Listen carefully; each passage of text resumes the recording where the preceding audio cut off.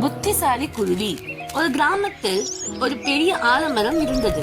அந்த மரத்தில் ஒரு குருவி குடும்பம் வாழ்ந்தது. ஒரு நாள் ஒரு பாம்பு மரத்தில் ஏறி குருவியின் முட்டைகளை சாப்பிட ஆரம்பித்தது. குருவி மிகவும் கவலையடைந்தது. இந்த பாம்பை எப்படி விரட்டுவது என்று யோசித்தது.